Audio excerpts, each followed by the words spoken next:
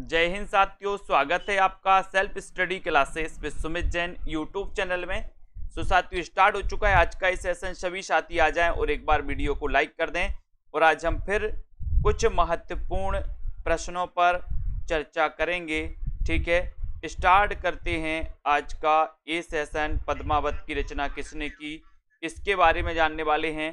ठीक है, सभी लोग आ गए हैं तो फटाफट से कमेंट में बताएंगे और आज देखते हैं कौन कितने नंबर ला पाता है। ठीक है, तो पद्मावत की रचना किस शासक के शासन काल में हुई है, ये है आपका पहला क्वेश्चन।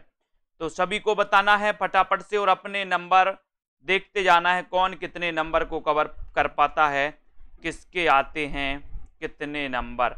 पद्मावत की रचना किस शासक के काल में हुई, इतना तो पता है कि पद्मावत के जो रचनाकार हैं वो कौन हैं, जायसी। ठीक है, और पद्मावत की रचना किस शासक के काल में हुई है ये आपको बताना है। तब आपका उत्तर यहाँ पर क्या चला जाएगा, क्या चला जाएगा, उत्तर चला जाएगा शेर शाह सूरी। शेर शाह सूरी यानी कि आपका जो सी नंबर है, सी नंबर ये बिल्कुल सही है। ठीक है, पद्मावत की रचना किस शासक के शासनकाल में हुई है, शेर शाह सूरी के। ठीक है, वेरी गुड, बहुत बढ़िया। एक नार ने अचरज किया, सांप मार पिंजरे में दिया, ये किसकी पंक्ति है, बताइए किसकी पंक्ति है। एक नार ने अचरज किया, सांप मार पिंजरे में दिया, किसकी पंक्ति है। अमीर खुसरो की, विद्यापति की, भारतेंदु की, या फिर चंद वरदाई की। एक नार ने अचरज किया, सांप मार पिंजरे में दिया। और सभी लोगों को पता है कि सर ये जो पंक्ति है, पंक्ति है अमीर खुसरो की। ठीक है, ये आपका एक नंबर बिल्कुल सही हो जाएगा। एक खड़ी बोली के प्रथम कवि माने जाते हैं अमीर खुसरो, है ना, इनको याद रखेंगे। और दोस्तों आदिकाल की अंतिम अवस्था के कवि माने जाते हैं। ठीक है, ये नंबर आपका सही है। कैमासबद्ध प्रसंग ये किस रचना में है, कैमासबद्ध प्रसंग किस रचना में है। प्रश्न क्रमांक 3 का आपको चयन करना है। बताइए भाभी शिक्षिका जी, कैमासबद्ध प्रसंग किस रचना में है, जल्दी से बताइए। आप सभी लोग भी अपना नाम अगर हिंदी में लिखेंगे तो और मजा आएगा। मैंने कई बार बताया है कि अपनी अपनी आईडी सभी लोग हिंदी में बना लो। ठीक है, कैमासबद्ध प्रसंग किस रचना में है ये आपको बताना है। 3 नंबर आपको बताना है। और प्रश्न क्रमांक 3 का आपका राइट आंसर हो जाएगा कि सर एक कैमासबद्ध जो है ये पृथ्वीराज रासो। पृथ्वीराज रासो यानी डी नंबर आपका बिल्कुल सही है। पृथ्वीराज रासो आपका बिल्कुल सही हो जाएगा। बहुत बढ़िया, वेरी गुड आंसर। अगला क्वेश्चन देखो, आदिकाल को अपभ्रंश काल किसने कहा। आदिकाल को अपभ्रंश काल किसने कहा है, बहुत अच्छा क्वेश्चन है। आदिकाल को अपन ने देखा था वीर गाथा काल रामचंद्र शुक्ल ने, बीज वपन काल महावीर प्रसाद द्विवेदी ने, ठीक है, सिद्ध सामंत काल राहुल सांकृत्यायन ने। अब यहाँ पर अपभ्रंश काल आपसे कहा गया, अपभ्रंश काल किसने कहा है, ये प्रश्न क्रमांक 4 का आंसर। और 4 में अपभ्रंश काल, तो आपको यहाँ पर सही उत्तर हो जाएगा। क्या नंबर हो जाएगा कि सर अपभ्रंश काल धीरेन्द्र वर्मा और गुलेरी जी ने भी इसे अपभ्रंश काल कहा है दोस्तों। ठीक है, तो याद रख लेना, आदिकाल को अपभ्रंश काल गुलेरी जी ने भी कहा है और धीरेन्द्र वर्मा ने जी भी कहा है। अपन ने पढ़ा था ना, धीरे से गोली मारो। ठीक है, बहुत बढ़िया। अगला क्वेश्चन, हिंदी भाषा में लिखा गया हिंदी साहित्य का पहला इतिहास कौन सा है। हिंदी भाषा में लिखा गया हिंदी साहित्य का पहला इतिहास कौन सा है। हिंदी साहित्य का आलोचनात्मक इतिहास, the modern vernacular literature of Hindustan, Mishra Bandhu Vinod, या फिर शिव सिंह सरोज। हिंदी भाषा में लिखा गया हिंदी साहित्य का पहला इतिहास कौन सा है। प्रश्न क्रमांक 5 का उत्तर बताना है। और 5 में आपने लगा दिया कि सर यहाँ पर आपको उत्तर लगाना है शिव सिंह सरोज। इसके रचनाकार कौन है, तो शिव सिंह सेंगर हैं। ठीक है, आपको याद रख लेना। और इसका रचना काल भी आपको कमेंट में लिखना है। बिल्कुल सही आंसर बता रहे हैं आप लोग, वेरी गुड, बहुत बढ़िया। अगला क्वेश्चन, महावीर प्रसाद द्विवेदी ने आदिकाल को क्या संज्ञा दी। आदिकाल को क्या संज्ञा दी? प्रश्न क्रमांक 6 का आंसर आपको महावीर प्रसाद द्विवेदी ने। बहुत अच्छा क्वेश्चन है, पूछा ही जाता है, लगभग सभी से बनेगा, है ना। महावीर का पूछा है तो महावीर का अपन को पता है कि सर महावीर ने तो अहिंसा के बीज बोए। अहिंसा के क्या बोए? बीज बोए। बीज से क्या बनेगा? बीज से बीज वपन काल। बीज वपन काल महावीर प्रसाद द्विवेदी। ठीक है, तो यहां पर 6 नंबर का ए कौन बता रहा है? ये कल्पना वर्मा जी 6 का ए बता रहे हैं आदिकाल। और कौन बता रहा है? ये नहीं, बीज वपन काल कहा है, बीज वपन काल। वेरी गुड, बहुत बढ़िया। आलोचक की आस्था के रचनाकार कौन है? आलोचक की आस्था। आलोचक की आस्था ये किसकी रचना है? डॉक्टर नगेंद्र की, नामवर सिंह की, हजारी प्रसाद द्विवेदी या फिर रामविलास शर्मा? आलोचक की आस्था के रचनाकार कौन है? ये क्वेश्चन तो कई बार पूछा जाता है। प्रश्न क्रमांक 7 में आंसर बताना है। बताइए, आलोचक की आस्था के रचनाकार कौन है? प्रश्न क्रमांक आपका 7 है और 7 में आपका उत्तर चला गया कि सर ये जो रचना है ये डॉक्टर नगेंद्र की है। ठीक है, 1 नंबर आपका बिल्कुल सही हो जाएगा, doctor Nagendra. Very good answer. 7 का बी बता रही मुसरत निसा जी, नामवार से बता रही। क्यों बता रही हो? बी नगेंद्र की है। ठीक है, बाकी सभी लोगों ने सही बताया। Very good. तुलसीदास खंड काव्य के रचयिता कौन है? तुलसीदास खंड काव्य है। ठीक है, अब ये रचना किसकी है ये आपको बताना है। एक तुलसीदास कवि हैं वो अलग हैं। ठीक है, तुलसीदास खंड काव्य के रचनाकार कौन है? तुलसीदास खंड काव्य के रचनाकार निराला, तुलसी, रामधारी सिंह दिनकर या फिर मैथिली शरण गुप्त। और बहुत सारे लोग सही आंसर बता रहे हैं कि सर ये तुलसीदास जो रचना है, तुलसीदास बड़े निराले कवि थे। कैसे कवि थे? निराले। ठीक है, तो निराले से हो जाएगा निराला, यानी ये नंबर आपका बिल्कुल सही है। 1 number right answer. Very good. Dinkar कौन बता रहा है? जो आकाश जी दिनकर बता रहे। बहुत बढ़िया, तुलसीदास दिनकर की रचना है। आकाश जी बहुत बढ़िया, यही सब देख रहे हैं हम सब लोगों का। तुलसीदास ये रचना मैंने कई बार बताया, तुलसीदास निराले कवि हैं और ये निराले की रचना है, खंड काव्य है, कई बार पूछा गया। अगला देखो, डॉक्टर राम कुमार वर्मा ने हिंदी साहित्य का आलोचनात्मक इतिहास में चित्रण किया है। बताइए कहां से कहां तक चित्रण किया है?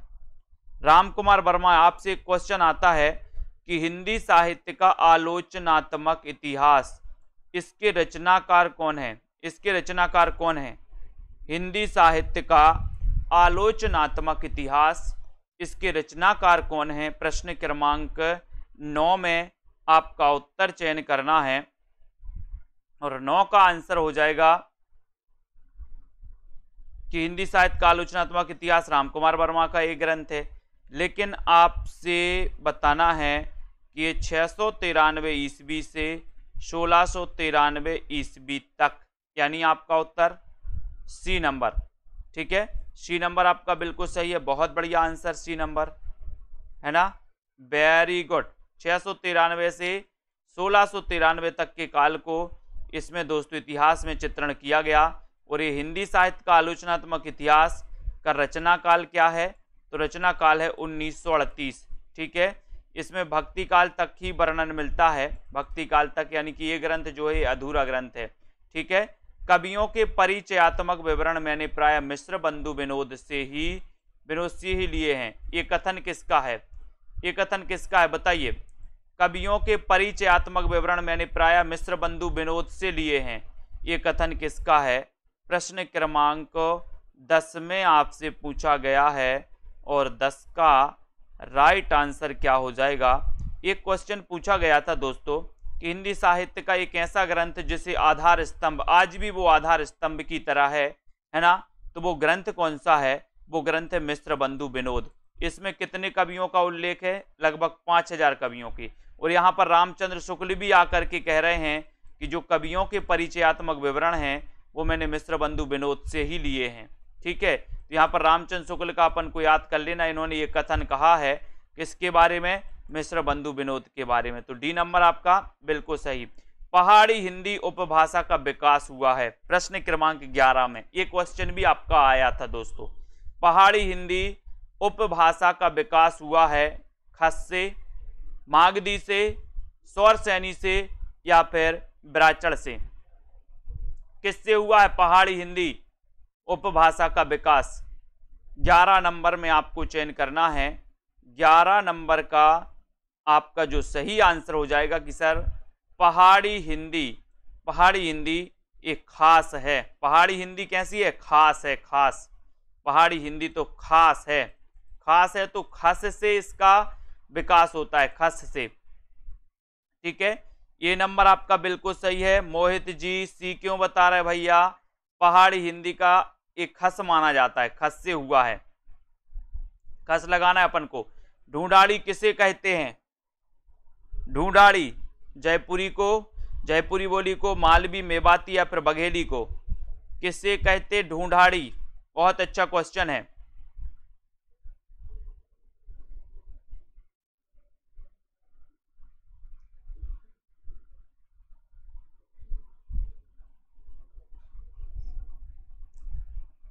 ढूंढाड़ी किसे कहते हैं?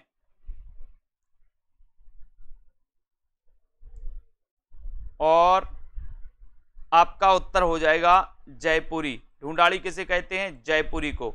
यानी ये नंबर आपका जयपुरी बिल्कुल सही हो जाएगा। ठीक है, वेरी गुड। खड़ी बोली को मर्दानी भाषा किसने कहा? अच्छा क्वेश्चन है। खड़ी बोली को मर्दानी भाषा किसने कहा है? भारतेंदु जी ने, ग्रियर्सन ने, हॉर्नले या फिर सुनीति कुमार चटर्जी ने? खड़ी बोली को मर्दानी भाषा किसने कहा है? ये क्वेश्चन प्रश्न क्रमांक 13 में पूछा गया और 13 में तो आपका सही आंसर हो जाएगा कि सर खड़ी बोली की बात करते हो तो सुनीति कुमार चटर्जी। सुनीति कुमार चटर्जी, यानी आपका उत्तर डी नंबर जो है बिल्कुल सही है। D number, very good answer, बहुत बढ़िया। देवनागरी का मानकीकरण कब और किसने किया? देवनागरी का मानकीकरण, देवनागरी हिंदी की लिपि क्या है? देवनागरी लिपि है।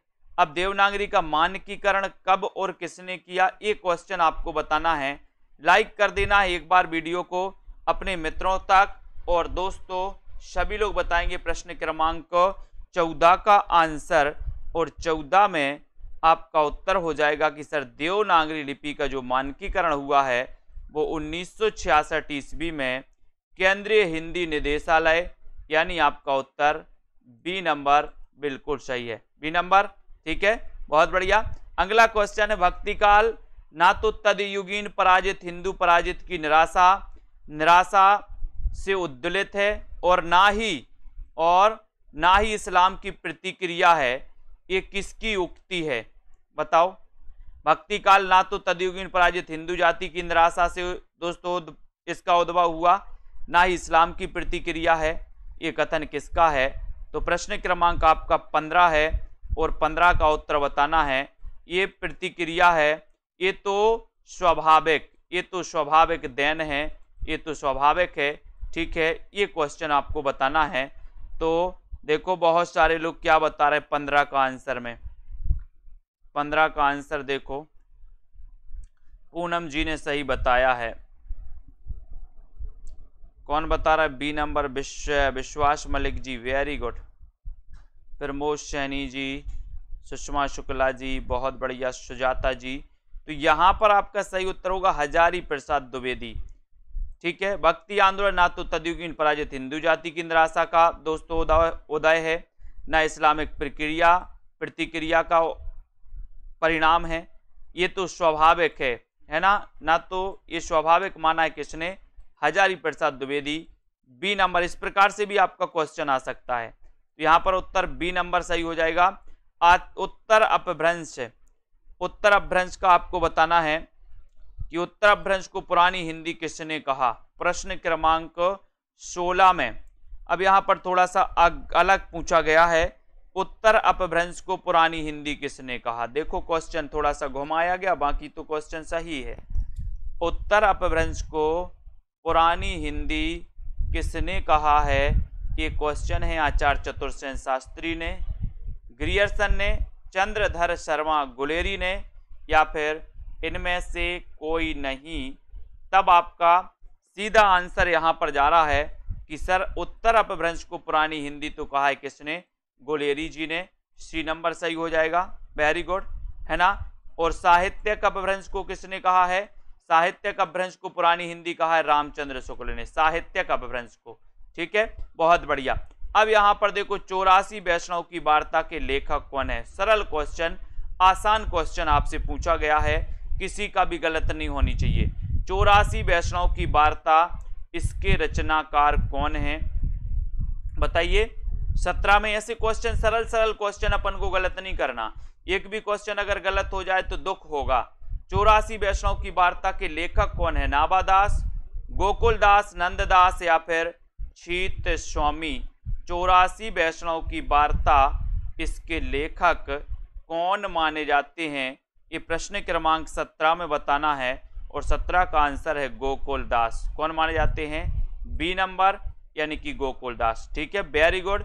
हिंदी नवरत्न के लेखक कौन है, हिंदी नवरत्न के लेखक कौन है, शिव सेंगर, श्याम सुंदर दास, बद्रीनाथ भट्ट, या फिर मिश्र बंधु। हिंदी नवरत्न के लेखक कौन है, ये प्रश्न क्रमांक 18 है। और 18 में आपको उत्तर बताना है।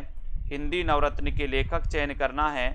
राइट आंसर चला जाता है आपका कि सर हिंदी नवरत्न, जो कि दोस्तों 1910 की रचना है। सन भी याद होनी चाहिए आपका, 10 नवरत्न, ठीक है, 9 है, एक और प्लस कर देना यहाँ पर, तो 10 हो जाएगा।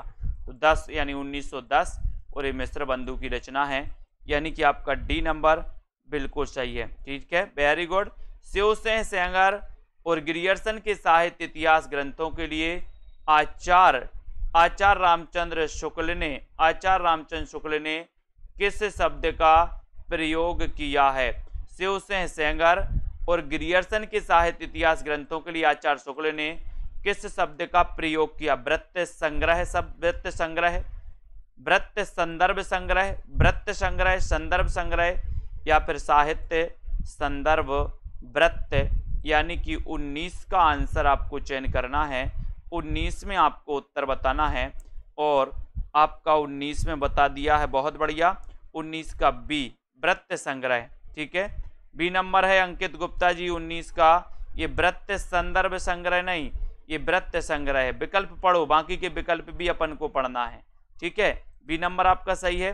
पृथ्वीराज रासो को किसने सर्वप्रथम विवादास्पद घोषित किया। बहुत बढ़िया क्वेश्चन है।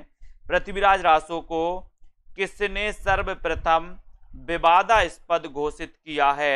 मैक्स मुलर ने, मोतीलाल मिनारिया, डॉक्टर बुलर, या फिर कर्नल टॉड ने।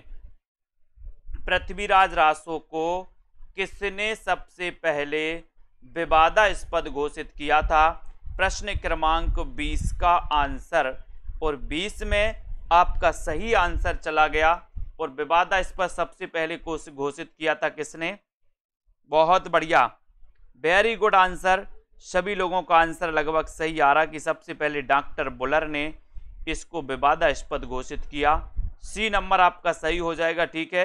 पृथ्वीराज रासो को हिंदी का पहला महाकाव्य किसने माना, और इसमें अध्यायों का नाम क्या है, अध्यायों का नाम भी बताना है। तो बताओ, पृथ्वीराज रासो को हिंदी का पहला महाकाव्य किसने माना, और इसमें अध्यायों का नाम क्या है, बताएं। प्रश्न क्रमांक 21 का आंसर आचार्य शुक्ल ने समय, आचार्य द्विवेदी संकल्प, गौरीचंद हीराचंद ओझा सर्ग, इनमें से कोई नहीं। देखते हैं कौन कौन यहाँ अटकता है। देखो कमला ठाकुर जी सी बता रही हैं, बहुत बढ़िया। और बताओ, सत्येंद्र जी भी सी बता दिए इनने भी। और बताओ कौन बता रहा है, सी बता दिए कौन, आरती वर्मा जी बता दी सी, ठीक है, बहुत बढ़िया, सी बता दिए सौरभ वर्मा जी। ऐसा नहीं करना है। पृथ्वीराज रासो जो कि हिंदी का पहला महाकाव्य है, इसको दोस्तों प्रथम महाकाव्य आचार्य शुक्ल ने माना। और इसमें जो सर्ग हैं या जो अध्याय हैं उन्हें समय कहा जाता है। तो आपका उत्तर ए नंबर बिल्कुल सही हो जाएगा। यहाँ पर ए नंबर सही हो जाएगा। चरम व्यक्तिवाद ही प्रयोगवाद का केंद्र बिंदु है। ये कथन किसका है? मैं यही चाहता हूं दोस्तों कि जितने भी क्वेश्चन आए, जितने भी अपन क्वेश्चन पढ़ रहे हैं, उनमें से एक दो क्वेश्चन आपके मुश्किल से अगर गलत हो जाएं तब आपकी तैयारी सही है। और अगर आप बहुत सारे क्वेश्चन गलत कर रहे हैं, 8-10 क्वेश्चन गलत कर रहे हैं, तो आपकी तैयारी में कमी है। ठीक है, चरम व्यक्तिवाद ही प्रयोगवाद का केंद्र बिंदु है। ये कथन किसका है? प्रश्न क्रमांक 22 का आंसर अपन को चयन करना है। 22 में सभी लोग बताएंगे राइट आंसर क्या हो जाएगा। 22 में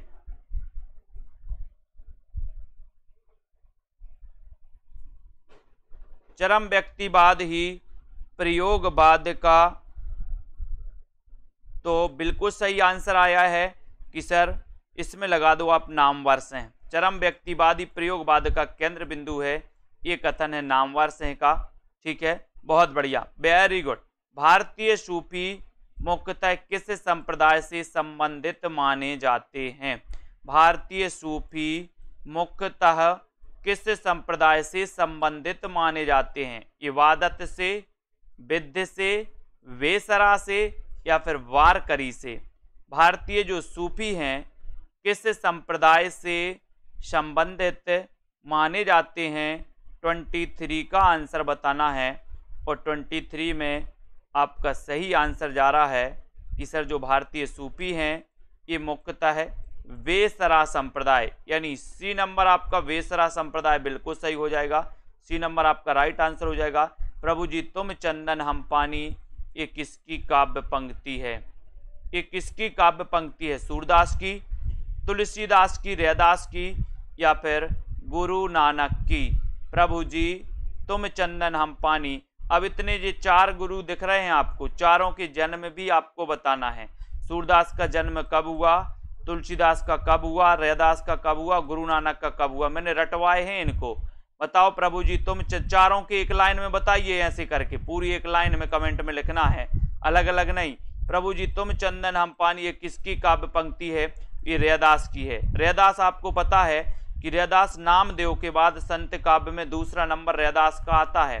ठीक है, अब बताओ इनके पूरे जन्म बताना है फटाक से। मृगावती को सूफी काव्य की प्रथम रचना किसने माना? मृगावती को सूफी काव्य की प्रथम रचना किसने माना है? ग्रियर्सन ने, द्विवेदी, आचार्य द्विवेदी ने, आचार्य शुक्ल ने, आचार्य राम कुमार वर्मा ने। मृगावती को सूफी काव्य की प्रथम रचना किसने माना? ये क्वेश्चन आपसे पूछा गया, बहुत ही अच्छा क्वेश्चन है।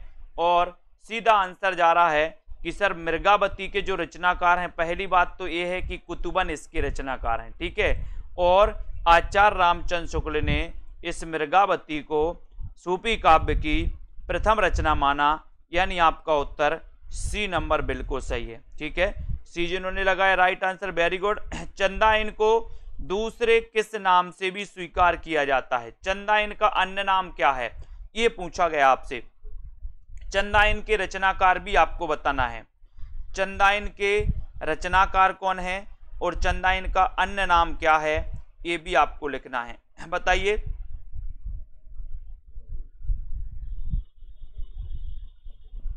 चंदाइन का नाम क्या है? और आपका सीधा आंसर जा रहा है कि सर इसका जो अन्य नाम है वो अन्य नाम है लोर कथा या लोर कहा। डी नंबर सही है। चंदाइन के रचनाकार कौन है बताइए? चंदाइन के रचनाकार चंद हसीनों के खतूत, ये किसकी रचना है? चंद हसीनों के खतूत, बहुत बढ़िया, मुल्ला दाऊद की, वेरी गुड। चंद हसीनों के खतूत ये किसकी रचना है? 4 विकल्प हैं। चंद हसीनों के खतूत बताना है, कुरैशी जी बताइए। चंद हसीनों के खतूत ये रचना किसकी है? प्रश्न क्रमांक 27 की। और 27 में चंद हसीनों के खतूत ये जो रचना है, ये रचना है ये नंबर, यानी कि पांडे बेचन शर्मा उग्र की। किसकी है? पांडे बेचन शर्मा उग्र की रचना है। 1 नंबर आपका बिल्कुल सही हो जाएगा। ठीक है, वेरी गुड। कौन सा उपन्यास ऐतिहासिक नहीं है? कौन सा उपन्यास ऐतिहासिक नहीं है? पुनर्नवा, मृगनयनी, सन्यासी, या फिर सिंह सेनापति। कौन सा उपन्यास ऐतिहासिक नहीं है? 28 का आंसर। और बहुत ही बढ़िया प्रश्न आपसे पूछा गया है और आपका उत्तर है कि वो उपन्यास है सन्यासी। सन्यासी उपन्यास ऐतिहासिक नहीं है, ठीक है। पुनर्नवा है, मृगनयनी है, सिंह सेनापति भी है, ठीक है। अब इनके पूरे रचनाकार भी आपको बताना है। पुनर्नवा हजारी प्रसाद का है, मृगनयनी वृंदावन लाल वर्मा का है, सन्यासी का रचनाकार आपको बताना है शिव सेनापति राहुल सांकृत्यायन, ठीक है। अब सन्यासी ये किसका दोस्तों उपन्यास है, जल्दी से बताओ सन्यासी उपन्यास किसका है। उसके बाद खंजन नयन किस प्रकार का उपन्यास है? खंजन नयन ये किस प्रकार का उपन्यास है? पत्रात्मक, जीवनी परक, आत्मकथात्मक या फिर इनमें से कोई नहीं? बहुत अच्छा क्वेश्चन है और खंजन नयन आपसे पूछा गया प्रश्न क्रमांक 29 में, और 29 का सीधा आंसर जा रहा है कि सर ये जो खंजन नयन है ये जीवनी परक है, बी नंबर। बहुत बढ़िया। सन्यासी ईला चंद्र जोशी जी का उपन्यास पूछा है तो ये जीवनी परक आपका बी नंबर सही है। अंधा युग के रचनाकार कौन है? अंधा युग के रचनाकार कौन है? अंधा युग के रचनाकार कौन है? बहुत ही बढ़िया है। अपन ने कई बार पढ़ा है कि सर अंधा है युग काय के बिना? काय के बिना? धर्म के बिना।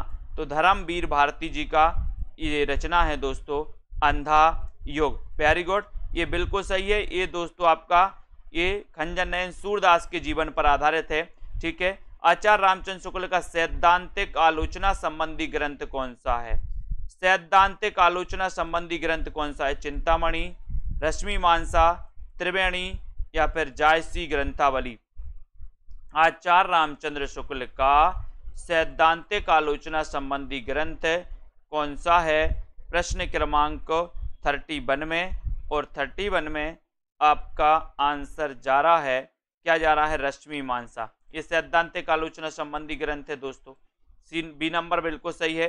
हिंदी रेखा चित्र का जनक किससे माना जाता है? यहां पर क्वेश्चन आपसे पूछा गया 32 का आंसर बताएं।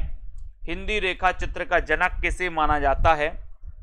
ये आपका प्रश्न है और आपका सीधा आंसर जा रहा है हिंदी रेखा चित्र का जनक किसे माना जाता है?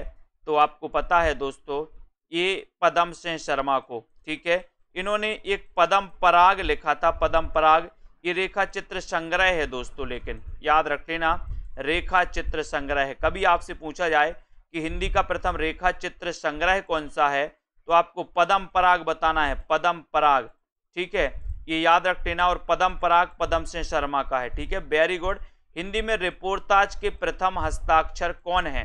हिंदी में रिपोर्ताज के प्रथम हस्ताक्षर कौन है? ये आपको चयन करना है। 33 का आंसर अमृतलाल नागर, विष्णु प्रभाकर, शिवदान सिंह चौहान, कन्हैया लाल मिश्र, प्रभाकर। तो बताओ हिंदी में रिपोर्ताज के प्रथम हस्ताक्षर कौन है? प्रश्न क्रमांक 33 में। और सभी लोगों को पता है कि सर हिंदी का प्रथम जो रिपोर्ताज है वो लक्ष्मीपुरा है, लक्ष्मीपुरा, ठीक है। और लक्ष्मीपुरा शिवदान सिंह चौहान, यानी सी नंबर आपका बिल्कुल सही। Very good. जो व्यक्ति वस्तु या परिस्थितियां स्थायी भाव को जागृत करती हैं, बहुत बढ़िया क्वेश्चन है, उन्हें क्या कहते हैं? उन्हें क्या कहते हैं? जो व्यक्ति वस्तु या परिस्थितियां स्थायी भाव को जागृत करती हैं उन्हें क्या कहते हैं? संचारी भाव, उत्प्रेरक, अनुभाव या फिर विभाव? क्या है? प्रश्न क्रमांक 34 में। अच्छा क्वेश्चन है, क्वेश्चन हमेशा आता है दोस्तों 34 का, और 34 का आपको बताना है। बहुत ही बढ़िया क्वेश्चन है। क्या कहते हैं उसे? 34 में देखो बहुत सारे लोग गलत करेंगे इस क्वेश्चन को, देखते हैं कौन कौन गलत कर रहा। रेखा त्रिपाठी जी ने पहले ही गलत कर दिया, भाभी शिक्षिका जी भी गलत कर रहे हैं, सरोज जी ने भी गलत कर दिया, और किसने बताया है? मुकनत जी ने सही बताया, वेरी गुड। मोहित जी ने भी सही बताया, अंकित गुप्ता जी वेरी गुड, बहुत बढ़िया।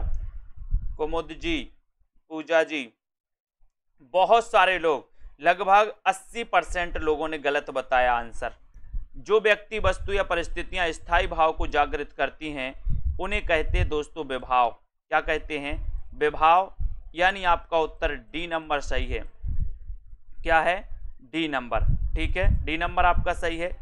जो व्यक्ति, वस्तु या परिस्थितियां उनके बारे में पूछा गया कि उन्हें क्या कहा जाता है, तो वो विभाव कहलाते हैं। संचारी भावों की संख्या कितनी है? संचारी भावों की संख्या कितनी है? 8, 33, 35 या फिर 9? संचारी भावों की संख्या कितनी है?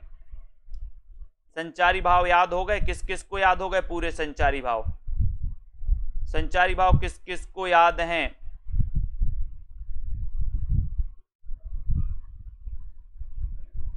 संचारी भाव, और संचारी भाव होते हैं कितने? 33। किस किस को याद है संचारी भाव? ये आपका यहाँ पर बी नंबर बिल्कुल सही है, 33 सही है। ठीक है, और एक क्वेश्चन आया था कि छल नामक इस संचारी भाव किसने माना दोस्तों? 34वां। तो देव कवि ने छल नामक 34वां संचारी भाव माना। भरत मुनि कृत नाट्य शास्त्र में निम्न में से किस अलंकार का वर्णन नहीं है, उल्लेख नहीं मिलता? किस अलंकार का उल्लेख नहीं मिलता? आपको पता है दोस्तों कि भरत मुनि ने कितने अलंकार माने हैं? 4 अलंकार माने हैं। अब ये चारों अलंकार आपको पता होनी चाहिए कि कौन कौन से माने हैं। ठीक है, अब 4 अलंकारों में इन्होंने कौन सा नहीं माना? प्रश्न क्रमांक 36 में। 36 में सभी लोग बताएंगे, और 36 में बहुत सारे लोग फिर गलत करेंगे यहाँ पर कि भरत मुनि ने कौन सा अलंकार नहीं माना है। तो देखते हैं कौन सही बता रहा है, कौन सही बता रहा है। तुक्का लगा रहे पूरे। सुषमा शुक्ला जी ने सही बताया है, वेरी गुड, बहुत बढ़िया। एक दो लोगों ने सही बताया। यमक को दोस्तों इन्होंने अलंकार की श्रेणी नहीं माना, यानी बी नंबर आपका सही हो जाएगा, यमक। ठीक है, यमक को नहीं माना।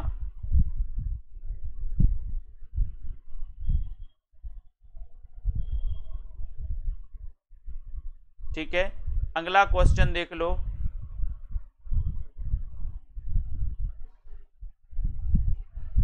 यहां पर आ जाओ। जहां एक शब्द अनेक बार आए उसके अर्थ भिन्न भिन्न हो, वहां कौन सा अलंकार होता है? प्रश्न क्रमांक 37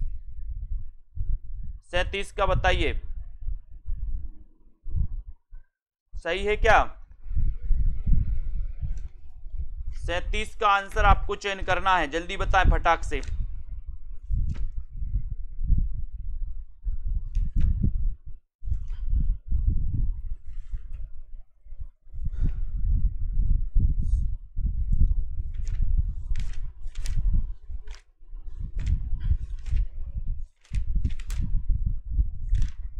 सैंतीस का आंसर आपको बताना है, फिर इसके बारे में अपन चर्चा कर रहे हैं। ठीक है,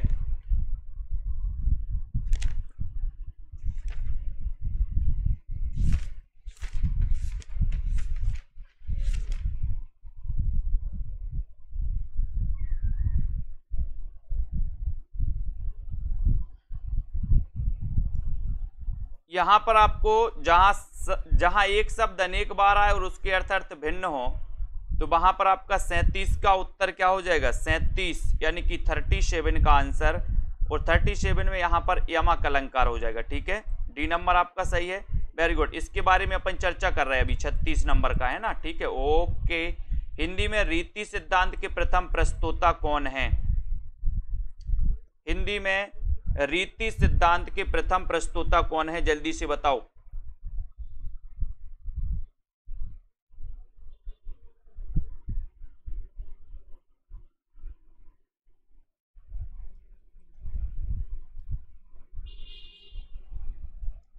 जल्दी से आपको बताना, हिंदी में रीति सिद्धांत के प्रथम प्रस्तोता कौन है? तो आपको याद रख लेना है। ठीक है, इसको दोस्तों यहां पर सही कर लो, यहां पर आपका श्लेष अलंकार सही होगा। ठीक है, भरत मुनिकृत नाट्य शास्त्र में निम्न में से किस अलंकार का उल्लेख नहीं किया? इसमें यमक है, उपमा है, दीपक भी है और रूपक भी है। ठीक है, ये 4 हैं, श्लेष आपका यहाँ पर सही हो जाएगा। ए नंबर आपका यहाँ पर सही, इसको सही कर लो, ठीक है। उसके बाद अपन ने यमक पढ़ लिया। हिंदी में रीति सिद्धांत के प्रथम प्रस्तोता आचार्य कौन है? 30 हिंदी का पूछा गया तो हिंदी में रीति सिद्धांत के प्रथम प्रस्तोता आचार्य कौन है? तो उत्तर है केशवदास। कौन है? केशवदास। तो आपका ए नंबर बिल्कुल सही है। साधारणीकरण का सिद्धांत किसकी देन है? साधारणीकरण का सिद्धांत ये किसकी देन है आपको बताना है। भट्टनायक की या फिर भट्टलोलट या फिर शंकोक की? बताएं जल्दी से, फटाफट से चयन करना है आपको। साधारणीकरण का जो सिद्धांत है ये किसकी देन है? साधारणीकरण यानी कि 39 का उत्तर आपको चयन करना है। बताइए।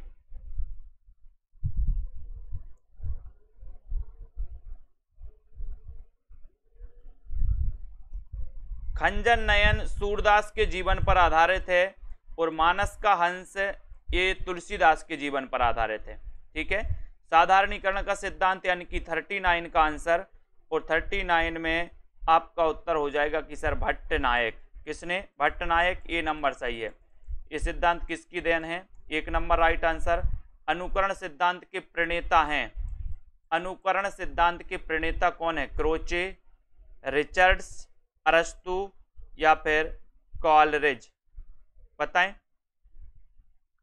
अनुकरण सिद्धांत के प्रणेता कौन है? सभी लोगों को याद हो गया कि भरत मुनि ने कौन कौन से 4 अलंकार माने हैं? कौन कौन से माने हैं? उपमा, ठीक है, रूपक, है ना, यमक और दीपक, ठीक है। ये अपन को याद रखते ना, ये 4 अलंकार माने। क्वेश्चन ऐसे ही आएगा आपका, ठीक है। उपमा, रूपक, यमक और दीपक, ठीक है, इनको याद रख लेना। और अनुकरण सिद्धांत ये 40 का आंसर है। 40 में आपका सही आंसर जा रहा है कि सर इसमें अरस्तु लगा दो, यानी कि सी नंबर लगा दो। वेरी गुड आंसर, बहुत बढ़िया। साहित्य ज्ञान राशि का संचित कोश है, ये किसकी उक्ति है? साहित्य ज्ञान राशि का संचित कोश है, ये किसकी उक्ति है? ये बताना है 41 में, ठीक है। और यहां पर आपका संचित कोश है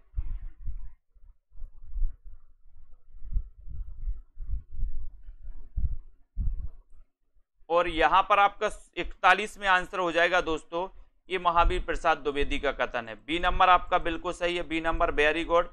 रस सूत्र के व्याख्याकारों का सही अनुक्रम क्या है? 42 में बताइए। 42 में आपको चयन करना है। और रस सूत्र के जो दोस्तों रस सूत्र जो दिया है वो किसने दिया? भरत मुनि ने।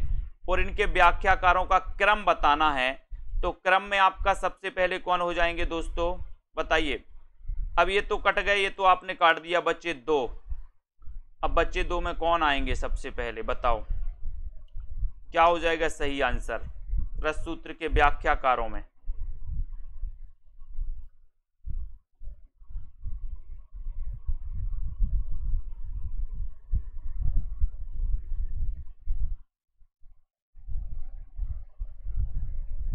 सॉरी, ये बी नहीं, ये महावीर प्रसाद द्विवेदी हैं, ठीक है। साहित्य ज्ञान राशि का संचित कोश है, ये महावीर प्रसाद द्विवेदी का है। हाँ, वेरी गुड, बहुत बढ़िया। ये महावीर प्रसाद द्विवेदी अपन को याद कर लेना, महावीर प्रसाद द्विवेदी का ये साहित्य ज्ञान राशि का संचित कोश है, ठीक है। और रस सूत्र के व्याख्याकारों में आपका उत्तर सी नंबर सही है, ठीक है। भट्टलोलट, शंकोक, भट्टनायक, अभिनवगुप्त, इसको याद रख लेना है। शंकोक, ठीक है, भट्टनायक और अभिनवगुप्त ये आते हैं। इसको एक बार सही कर लो। महावीर साहित्य ज्ञान राशि का संचित कोश है, ये महावीर प्रसाद द्विवेदी, यानी सी नंबर सही है। अनुवाद करते समय जिस भाषा में अनुवाद प्रस्तुत किया जाता है, जिस भाषा में, उसे क्या कहते हैं दोस्तों? अनुवाद के बारे में भी कहा गया कि अनुवाद करते समय जिस भाषा में अनुवाद प्रस्तुत किया जाता है उससे क्या कहते हैं? 43 का आंसर बताना है। स्रोत भाषा या फिर अन्य, दूसरी या लक्ष्य भाषा? तो अनुवाद करते समय जिस भाषा में अनुवाद किया जाता है उसे कहा जाता है लक्ष्य भाषा, ठीक है।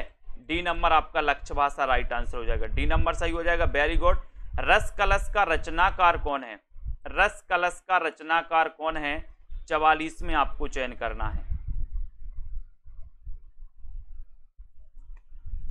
रस कलश आपको पता है ये रीति ग्रंथ माना जाता है दोस्तों हरिऔध का, रस कलश, है ना।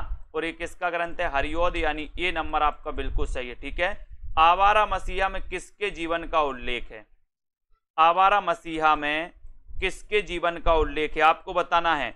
और किस किस को अभी जूनियर सुपर टेट का मॉडल पेपर लेना है, सभी साथी जूनियर सुपर टेट का मॉडल पेपर ले लें। आवारा मसीहा किसके जीवन का उल्लेख है इसमें, और यहां पर आपका उत्तर हो जाएगा शरत चंद्र, ठीक है। इसके रचनाकार कौन है? तो विष्णु प्रभाकर, है ना, विष्णु प्रभाकर। ये आपका ए नंबर बिल्कुल सही है, ठीक है। आधुनिक भारतीय आर्य भाषाओं का विकास किससे हुआ है?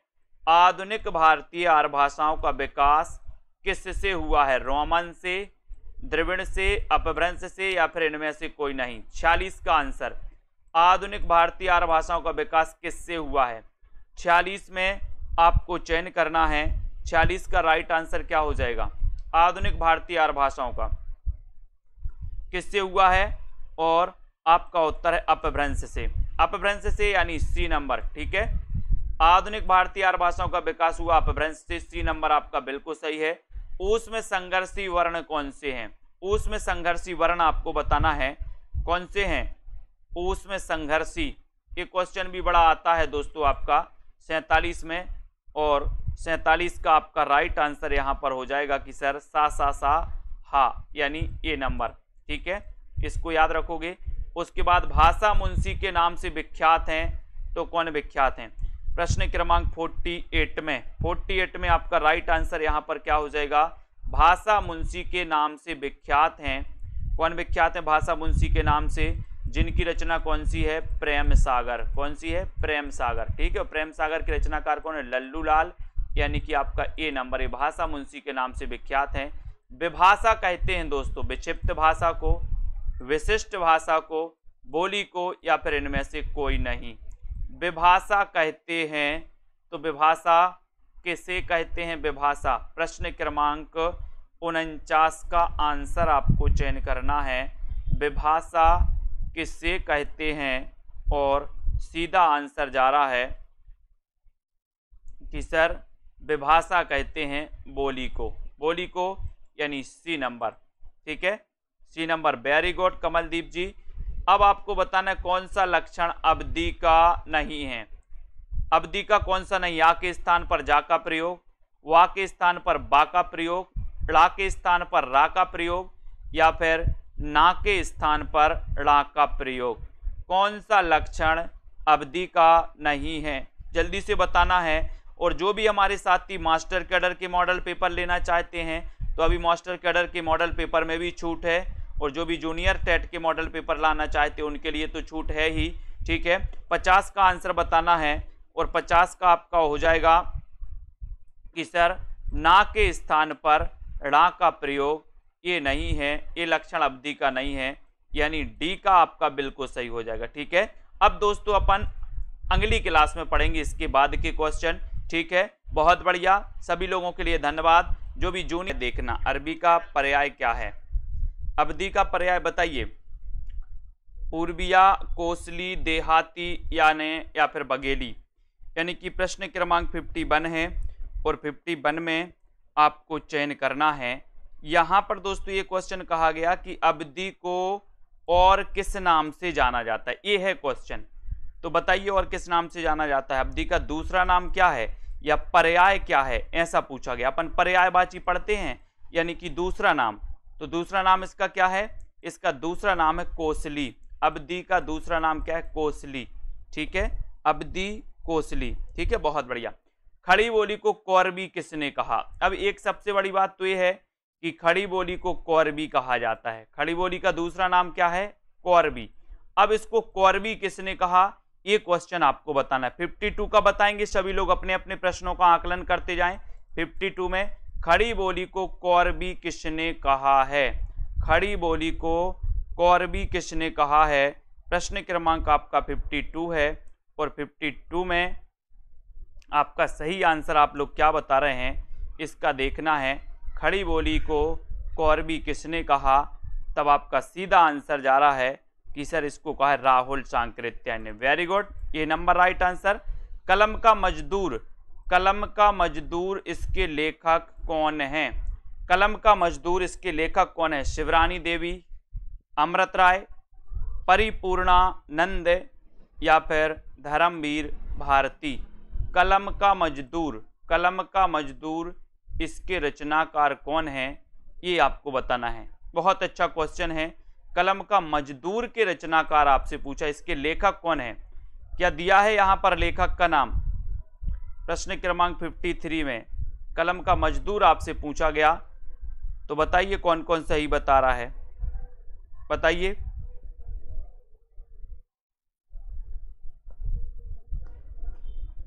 बहुत बढ़िया।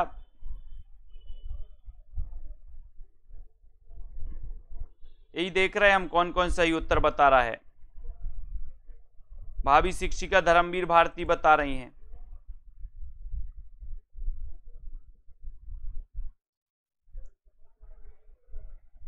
बहुत बढ़िया। जिन्होंने ये अमृत राय बताया है उनको धन्यवाद। ऐसा नहीं बोल सकते कि सर इसमें तो ऑप्शन ही नहीं है, यानी कि मदन गोपाल इसका सही उत्तर होगा दोस्तों। कलम का मजदूर के रचनाकार मदन गोपाल हैं। माँ से मजदूर और माँ से मदन गोपाल, ठीक है। और कलम का मजदूर दोस्तों, कलम का सिपाही अगर होता तो आपका उत्तर अमृत राय होता, ठीक है। अगर कलम का सिपाही होता तो अमृत राय, और कलम का मजदूर दिया है तो मदन गोपाल। तो ये मदन गोपाल की रचना है जो आपके ऑप्शन में नहीं है, ठीक है। केंद्रीय अनुवाद ब्यूरो संबंधित है, किससे संबंधित है? मानव संसाधन विकास मंत्रालय की शिक्षा विभाग से, गृह मंत्रालय की राजभाषा विभाग से, शिक्षा मंत्रालय के अनुवाद विभाग से, या प्राविधिक शिक्षा मंत्रालय से? 54 का आंसर आपको चयन करना है। केंद्रीय अनुवाद ब्यूरो संबंधित है, किससे संबंधित है? 54 का आंसर बताइए, और सभी लोग बताएंगे क्या उत्तर सही आंसर हो जाएगा।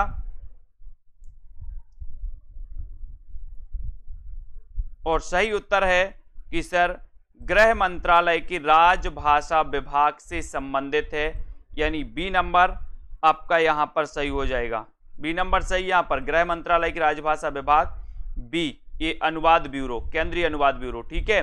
मेरी असफलताएं किसकी आत्मकथा है? मेरी असफलताएं किसकी आत्मकथा है? वियोगी हरि, बाबू गुलाब राय, महात्मा गांधी, सुभाष चंद्र बोस? बताइए। इतना पढ़ना है आपको, इतना पढ़ना है दोस्तों कि जब आपके अंदर एक कॉन्फिडेंस आ जाए, जैसे अभी लोग बहुत सारे लोग इसको अमृत राय ही लगा दिए, जब आपको एक कॉन्फिडेंस आ जाए कि आप कलम के मजदूर को मदन गोपाल बता सको, ये कॉन्फिडेंस आ जाए बिना ऑप्शन में होते हुए, तब समझ लेना कि सिलेक्शन हमारा हो जाएगा। कलम का मजदूर को मदन गोपाल बता सको, कहने का तात्पर्य यह है कि गलत चीज को समझ सको कि यहां पर ऑप्शन में नहीं है। इतना कॉन्फिडेंस आपको लाना है पढ़ने में। मेरी असफलता किसकी आत्मकथा है? तो यह है बाबू गुलाब राय, यानी बी नंबर, ठीक है। B number.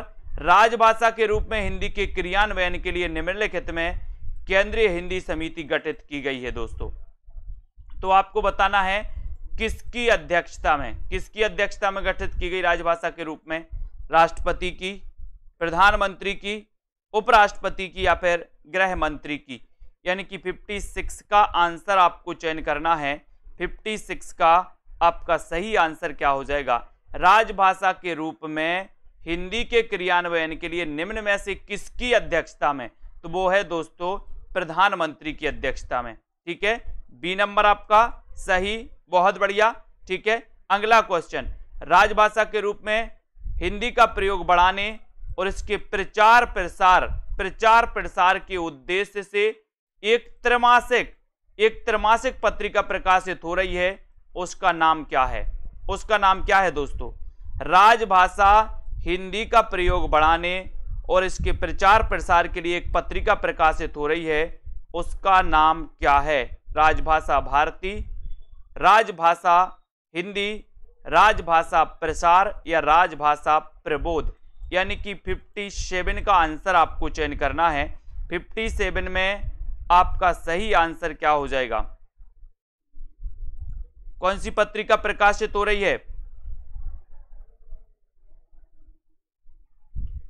प्रश्न क्रमांक 57।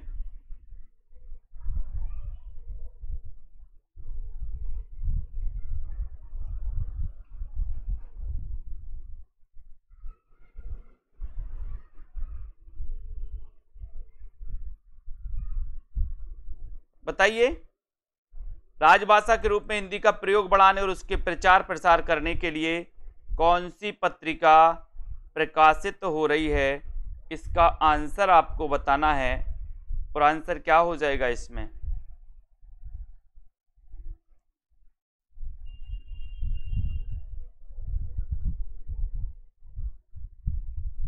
ठीक है, तो इसका आंसर अभी सी नंबर लगा लो दोस्तों आपका, राजभाषा प्रसार। इसके बारे में हम आपको बताएंगे। ठीक है, इसका थोड़ा सा डाउट लग रहा है, अभी मैं आपको बता रहा हूं। एक बूंद सहसा उछली यात्रा वृत्त के लेखक कौन है? एक बूंद सहसा उछली यात्रा वृत्त के लेखक कौन है? एक बूंद सहसा उछली यात्रा वृत्त के जो लेखक हैं वो लेखक कौन है, वो आपको बताना है। बहुत अच्छा क्वेश्चन है। और आपका सीधा आंसर जा रहा है कि सर एक बूंद सहसा उछली जो यात्रा वृत्त है ये अज्ञेय जी का है। बी नंबर आपका बिल्कुल सही हो जाएगा, बी नंबर आपका सही है। बहुत बढ़िया आंसर। अगले क्वेश्चन की ओर जाते हैं अपन। मिश्र बंधु विनोद में सम्मिलित कवियों की संख्या कितनी है? मिश्र बंधु विनोद में सम्मिलित कवियों की संख्या कितनी है? जल्दी बताओ। लगभग 1000, लगभग 3000, लगभग 4000 या फिर लगभग 5000? बिल्कुल सरल क्वेश्चन है, बहुत बढ़िया क्वेश्चन है। और यहां पर आपका उत्तर है कि सर लगभग 5000। ठीक है, डी नंबर आपका सही है। वेरी गुड, बहुत बढ़िया। अगला क्वेश्चन देखते हैं, है ना। इसका आंसर आप राजभाषा भारती लगाओ दोस्तों, ये आपका ए नंबर सही है। राजभाषा के रूप में हिंदी प्रयोग बढ़ाने और इसके प्रचार प्रसार के लिए राजभाषा भारती, राजभाषा भारती ए नंबर जिन्होंने बताया था उनका आंसर बिल्कुल सही है। ए नंबर लगा लो इसमें, ए नंबर। वेरी गुड, राजभाषा भारती। ठीक है, उसके बाद अज्ञेय हो जाएगा। और यहां लगभग 5000। अति सूदो स्नेह को मारक किसकी पंक्ति है? अति सूदो स्नेह को मारक ये पंक्ति किसकी है? अति सूदो स्नेह को मारक ये पंक्ति किसकी है? बताइए। घनानंद की है या फिर बिहारी की है, सूरदास या फिर तुलसीदास की है? बताएं किसकी पंक्ति अति सूदो स्नेह को मारग? ये प्रश्न क्रमांक 60 में अपन को चयन करना है। और 60 में आपका सीधा आंसर जा रहा है कि सर आपका उत्तर है यहां पर घनानंद। ठीक है, ये number right answer. Very good, बहुत बढ़िया। संवेदनात्मक ज्ञान और ज्ञानात्मक संवेदन सूत्र का प्रयोक्ता कौन है? संवेदनात्मक ज्ञान और ज्ञानात्मक संवेदन सूत्र का प्रयोक्ता कौन है? 61 में अज्ञेय, धूमिल, मुक्तिबोध, विजय देव नारायण शाही। बहुत अच्छा क्वेश्चन है दोस्तों, प्रश्न क्रमांक 61 में लगभग सभी से बनेगा। संवेदनात्मक ज्ञान और ज्ञानात्मक संवेदन सूत्र के प्रयोक्ता कौन है? और 61 में आपका सही आंसर जा रहा है मुक्तिबोध। मुक्तिबोध यानी सी नंबर आपका बिल्कुल सही है, मुक्तिबोध राइट आंसर। मुंशी प्रेमचंद के उर्दू उपन्यास चौगाने हस्ती का अनुवाद जिन्होंने दोस्तों किस नाम से किया? चौगाने हस्ती का बताना है किस नाम से किया। मुंशी प्रेमचंद के उर्दू उपन्यास चौगाने हस्ती का अनुवाद किस नाम से किया? रंगभूमि नाम से, प्रेमाश्रम, सेवा सदन या फिर गबन नाम से? 62 का आंसर चयन करना है। मुंशी प्रेमचंद के उर्दू उपन्यास चौगाने हस्ती का अनुवाद किस नाम से किया? 62 का उत्तर बताना है। और 62 में आपने बताया कि सर रंगभूमि नाम, यानी ये नंबर आपका बिल्कुल सही है। ठीक है, ये नंबर राइट आंसर। बंगाल का अकाल रिपोर्टाज किसका है? बंगाल का अकाल रिपोर्टाज किसका है? बहुत अच्छा क्वेश्चन है। किसका माना जाता है? 63 में बंगाल का अकाल ये रिपोर्टाज किसका है, ये आपसे पूछा गया है। और बताइए कुरैशी जी, बंगाल का अकाल। बोले सर ये बंगाल का अकाल आया है उस वहां पर प्रकाश करना है, प्रकाश, तो प्रकाश चंद्र गुप्त है। बी नंबर आपका सही हो जाएगा, बी नंबर। ठीक है, राइट आंसर।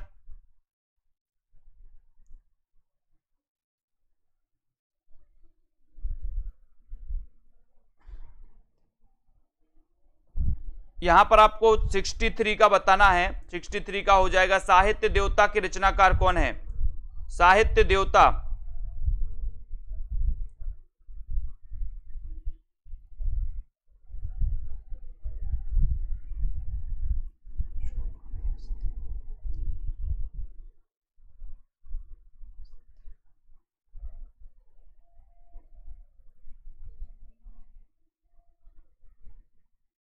साहित्य देवता के रचनाकार कौन है, इसका आंसर बताना है। तो आपको बताए साहित्य देवता को माखन खवाना है, तो माखन लाल चतुर्वेदी, यानी कि ए नंबर आपका बिल्कुल सही है। ठीक है, बहुत बढ़िया। अगला क्वेश्चन देखते हैं, अस्तित्ववादी नहीं है तो कौन है?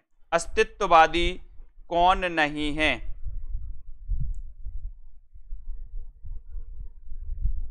अस्तित्ववादी कौन नहीं है, ये आपको बताना है।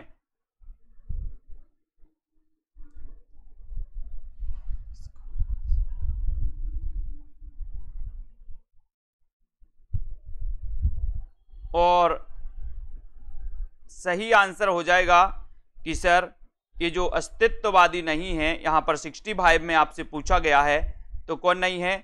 यहां पर अलग क्वेश्चन दिया गया दोस्तों मलार में, यानी सी नंबर सही हो जाएगा यहां पर। ठीक है, ये अस्तित्ववादी नहीं है, सी नंबर है ना। अगला क्वेश्चन देखो, खैर किस आचार का सिद्धांत चित्र तुरंग न्याय पर आधारित है? 66 का आंसर, 66 चित्र तुरंग न्याय पर आधारित है। तो प्रश्न क्रमांक 66 में आपको चयन करना है किस आचार का सिद्धांत, किस आचार का सिद्धांत, किस आचार्य का सिद्धांत चित्र तुरंग न्याय पर आधारित है, ये बताना है। और प्रश्न क्रमांक 66 में आपका उत्तर हो जाएगा शंकोक, है ना। इनका चित्र तुरंग न्याय पर आधारित है, ये नंबर आपका बिल्कुल सही है, ये नंबर। वेरी गुड आंसर, बहुत बढ़िया। अगले क्वेश्चन की ओर बढ़ेंगे, विशिष्टा पद रचना रीति है, ये कथन किसका है? विशिष्ट पद रचना रीति है, ये पद किसका है? ये पद आपको बताना है, ये कथन किसका है? विशिष्ट पद, है ना, विशिष्ट पद रचना रीति है, ये कथन किसका है? और आपका उत्तर 67 में, और 67 में आपका सही उत्तर हो जाएगा कि सर रीति की बात करेंगे बामन, बामन यानी डी नंबर, डी नंबर आपका सही है। ठीक है, बहुत बढ़िया। सूरसागर की रचना श्रीमद् भागवत की पद्धति पर कितने स्कंदों में की गई दोस्तों? यानी कि सूरसागर में कितने स्कंद हैं, ऐसा आपको बताना है। 68 का आंसर, श्रीमद् भागवत की पद्धति पर कितने स्कंदों में हुई है? बताइए कितने स्कंदों में हुई है? 8, 12, 18 या फिर 14? आपको एक होमवर्क है कि प्रेमचंद जी के जितने भी नाटक हैं, ये सॉरी जितने भी दोस्तों इनके उपन्यास हैं, उनका अनुवाद, हिंदी अनुवाद किस नाम से किसका किया है? यानी कि आपको पता नहीं होनी चाहिए कि चौगाने हस्ती का अनुवाद किस नाम से हुआ, बाजारे हुस्न का अनुवाद किस नाम से हुआ, ये आपको याद रखना है। ये क्वेश्चन यहां से आपका आएगा, ये आपको याद होना चाहिए। सूरसागर की रचना कितने स्कंदों में? 12 स्कंदों में। ठीक है, बी नंबर बिल्कुल सही है। हिंदी का प्रथम कवि बताइए, बहुत अच्छा क्वेश्चन है। आपके लिए एक होमवर्क और दिया है मैंने कि प्रेमचंद के जितने भी उपन्यास हैं, है ना, वो आपको याद रख लेना किसका अनुवाद क्या है। जैसे बाजारे हुस्न का सेवा सदन, चौगाने हस्ती का रंगभूमि, ऐसे ही आपको पूरे होनी चाहिए। हिंदी का प्रथम कवि कौन है? 69 का आंसर, 69 में। और 69 में आपका उत्तर सभी को पता है, सराहपा किसने माना? राहुल सांकृत्यायन ने। ठीक है, हिंदी का प्रथम मौलिक उपन्यास कौन सा है? हिंदी का प्रथम मौलिक उपन्यास कौन सा है? प्रश्न क्रमांक 70, 70 का आंसर।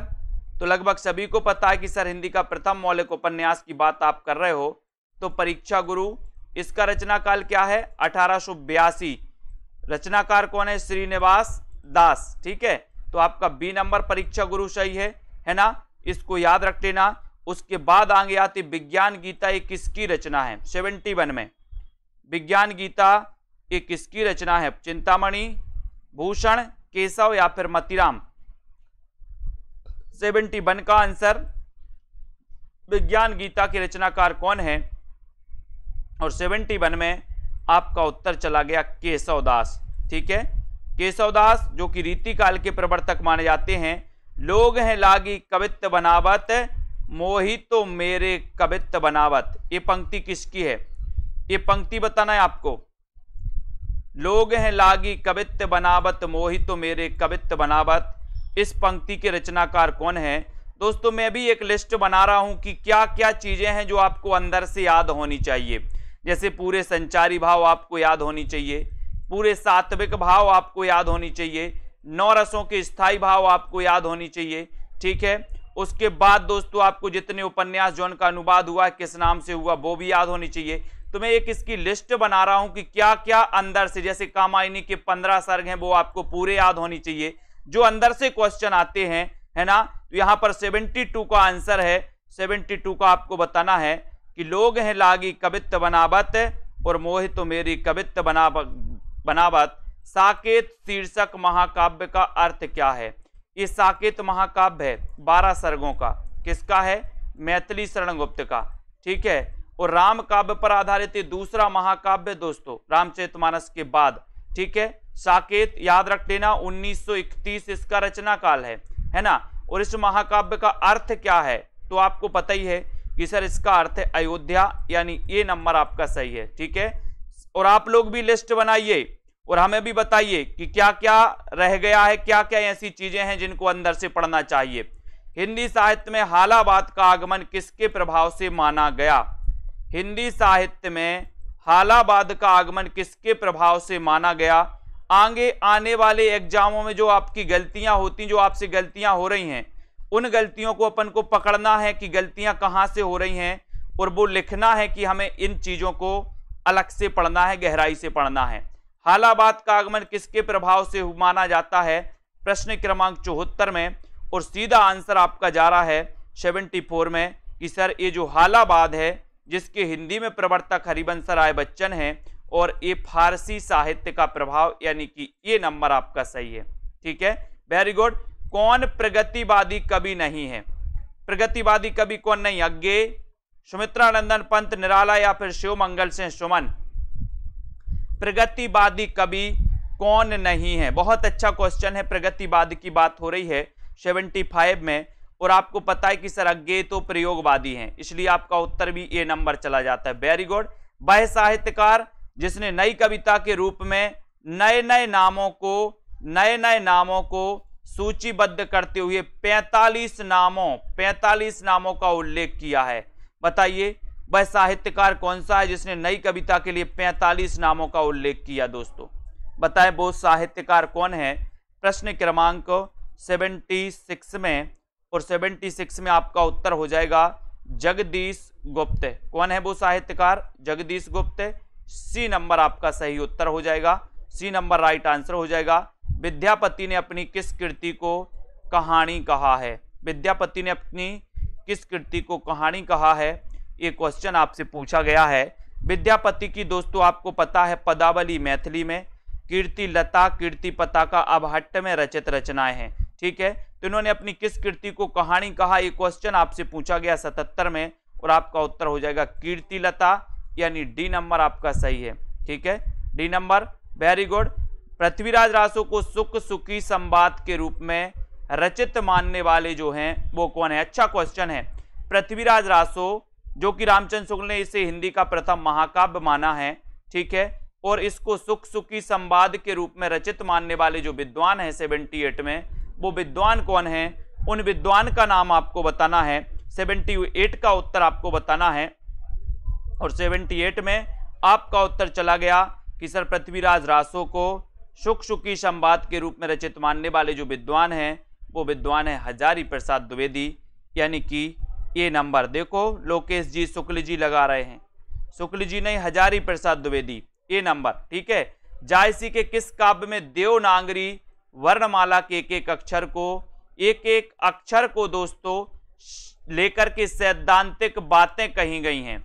बताइए, जायसी के किस काव्य में देवनागरी वर्णमाला के एक एक अक्षर को सैद्धांतिक बातें कही गई? आखिरी कलाम, अखरावट, मधुमालती या फिर इनमें से कोई नहीं, यानी कि 79 में। और आपको पता है वर्णमाला के एक एक अक्षर से संबंधित पूछा गया तो आपका उत्तर है अखरावट। अखरावट यानी बी नंबर आपका सही है। ठीक है, बी नंबर, वेरी गुड। आचार्य शुक्ल ने किस सूफी कवि को सूफी काव्य परंपरा का पहला कवि माना है? किस सूफी कवि को माना? 80 में। अच्छा क्वेश्चन है। और अपन ने पढ़ा था कि आचार्य शुक्ल ने सूफी काव्य धारा की प्रथम रचना मृगावती को माना। ठीक है, अब मृगावती को माना तो मृगावती के रचनाकार कौन है? कुतुबन। कुतुबन है तो कुतुबन को ही ये दोस्तों सूफी काव्य धारा की परंपरा का प्रथम कवि मानेंगे। डी नंबर सही है। डॉक्टर रामकुमार वर्मा ने किसे सूफी काव्य परंपरा का प्रथम कवि माना है? रामकुमार वर्मा ने किसको सूफी काव्य परंपरा का प्रथम कवि माना है? जायसी को, नूर मोहम्मद को, मुल्ला दाऊद को या फिर कुतुबन को?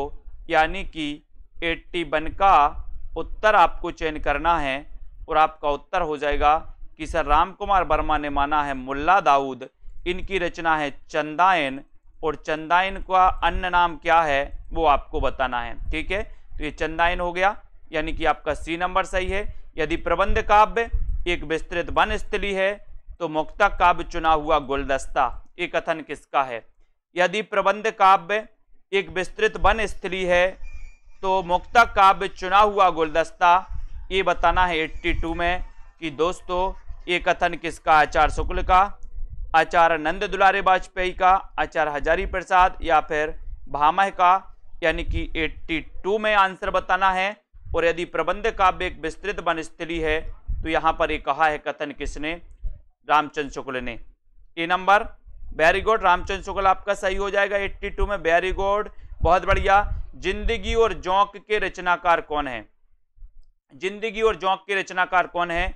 83 में आपको चयन करना है। जिंदगी और जोंक के रचनाकार कौन है? मैत्रेयी पुष्पा, कृष्णा शोभती, राजी सेठ या अमरकांत? तो अच्छा क्वेश्चन है और आपका उत्तर हो जाएगा दोस्तों, बहुत बढ़िया सुषमा जी। उत्तर है कि सर जिंदगी की नोक झोंक में हम अमर हो गए। जिंदगी की नोक झोंक में क्या हो गए? अमर हो गए, तो अमरकांत। डी नंबर आपका सही है। D number, very good. Tulsidas की भक्ति किस भाव की है? 84। तुलसीदास की भक्ति किस भाव की है? निर्वेद भाव, दास भाव, माधुर भाव या फिर शक्य भाव की? 84 का आंसर आपको चयन करना है। तुलसीदास की भक्ति किस भाव की है? ये आपका 84 का क्वेश्चन है और 84 में आपका उत्तर हो जाएगा कि सर दास्य भाव की। कौन से भाव की? दास्य भाव की। बी नंबर आपका राइट आंसर। वेरी गुड, बहुत बढ़िया। भक्तमाल के रचनाकार कौन है?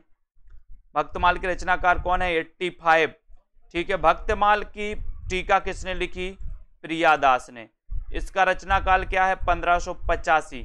ठीक है, भक्तमाल के रचनाकार बताना है। और नव भक्तमाल एक रचना लिखी थी राधा चरण गोस्वामी ने। ठीक है, उत्तर भक्तमाल एक रचना लिखी थी भारतेंदु जी ने, है ना। और भक्तमाल के रचनाकार कौन है? तो आपका उत्तर यहां पर हो जाएगा नाभादास, यानी बी नंबर आपका नाभादास सही है।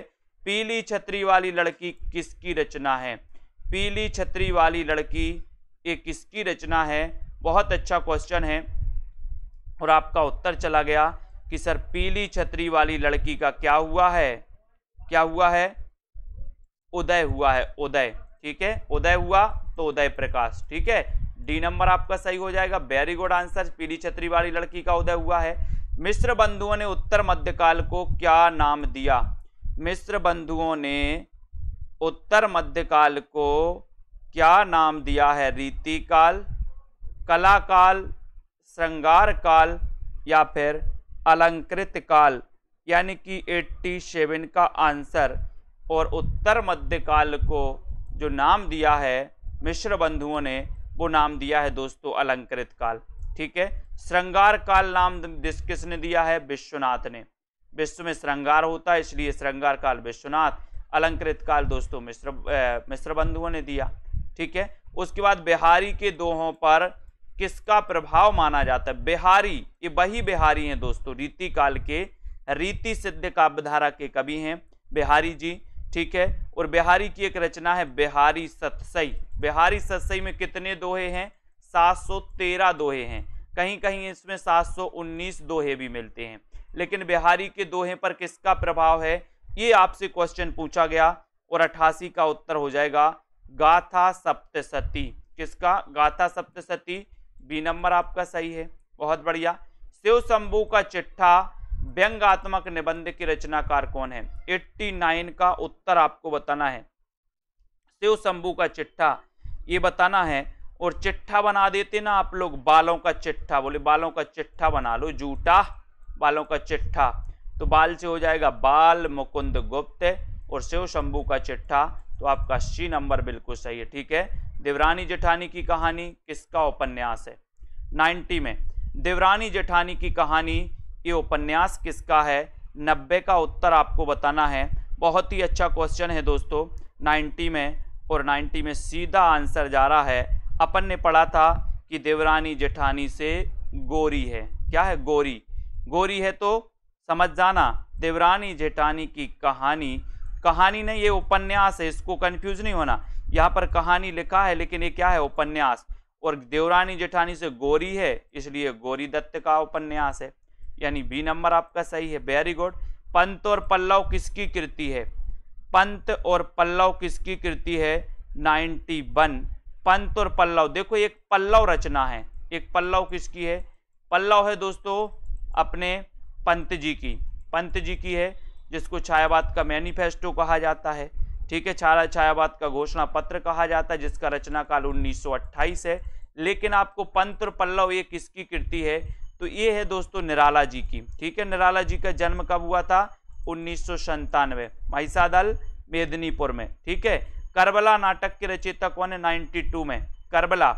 बताते जाए फटाफट से 92 का आंसर, और सीधा आंसर यहाँ पर आपका जा रहा है 92 में कि सर आप करबला पूछोगे तो इसके जो रचनाकार हैं वो रचनाकार हैं कौन?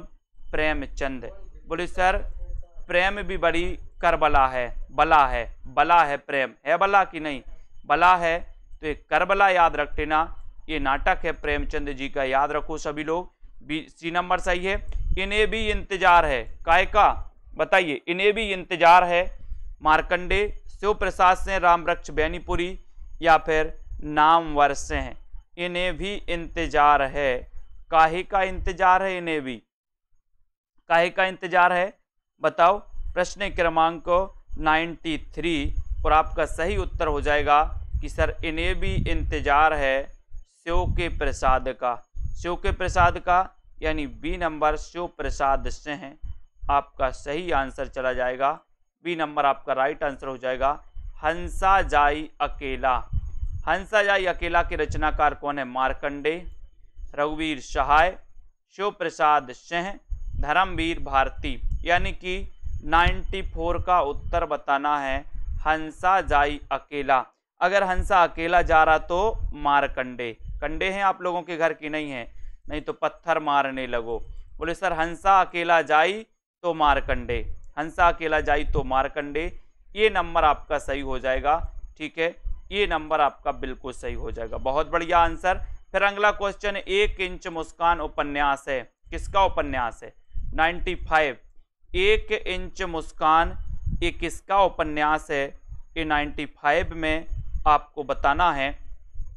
और बहुत ही बढ़िया क्वेश्चन जाएगा कि सर 1 इंच मुस्कान, 1 इंच मुस्कान इसके जो रचनाकार हैं वो कौन है? बताइए। ये कैसी रचना मानी जाती है ये भी आप लोग बता दो। 1 इंच मुस्कान जो रचना है दोस्तों, यहां पर तो आपको बताना है विकल्प अनुसार, ठीक है। तो ये मन्नू भंडारी और राजेंद्र यादव का, ठीक है। यानी कि आपका ये संयुक्त रूप से इन्होंने लिखा था 1 इंच मुस्कान, ठीक है। बहुत बढ़िया। राग दरबारी के रचनाकार कौन है? राग दरबारी बनेगा सभी से, राग दरबारी। दरबार में मेरा लाल बैठा है, लाल, तो राग दरबारी के रचनाकार कौन है? ये क्वेश्चन आपसे पूछा गया है प्रश्न क्रमांक 96 में, और 96 में आपका उत्तर है श्रीलाल शुक्ल।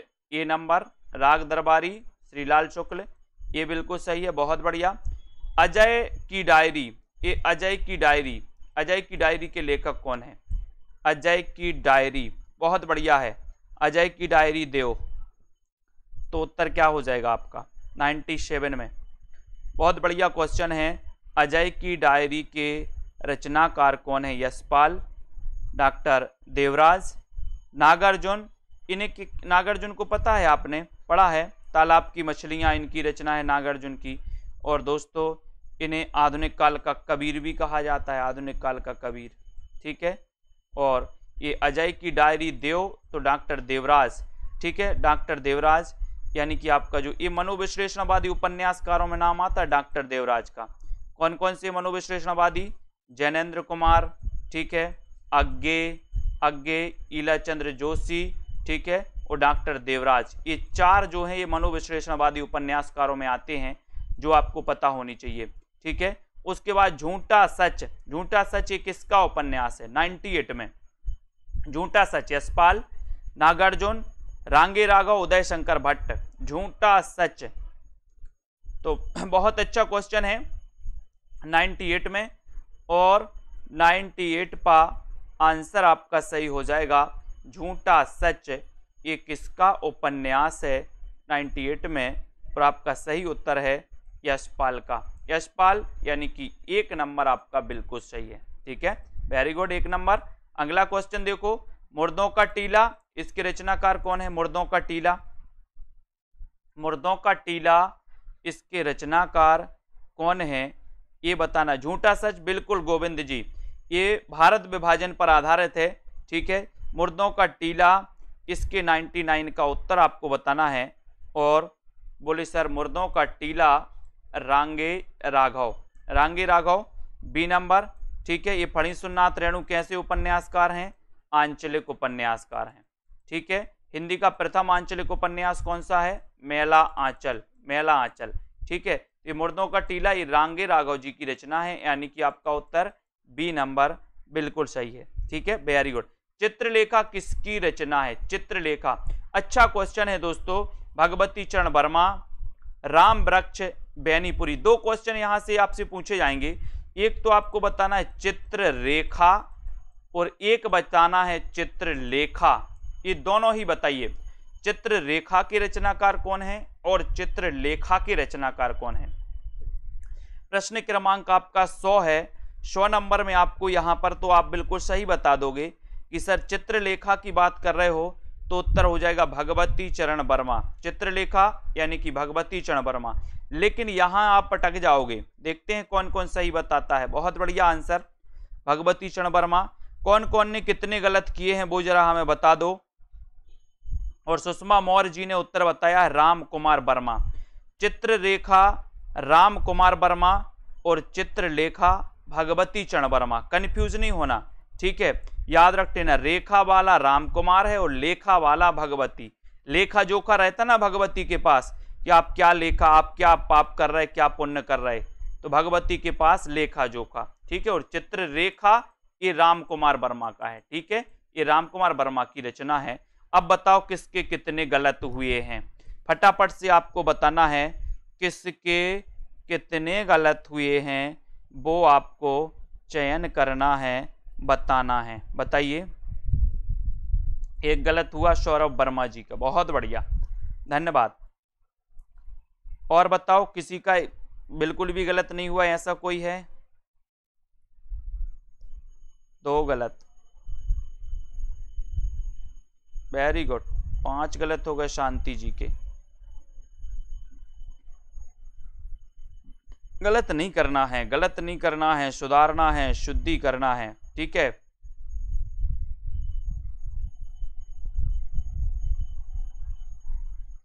ये छोटी छोटी जो गलतियां हो रही हैं 3 4 5 की, 2 3 4 की, इनको सुधारना है, इनको सुधारो, ठीक है, बहुत बढ़िया।